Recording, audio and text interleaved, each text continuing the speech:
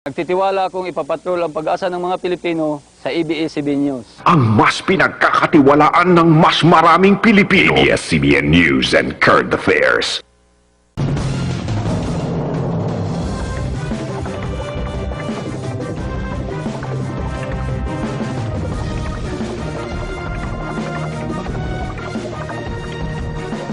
Live mula sa ABS-CBN News Center, Manila. Ito ang TV Patrol!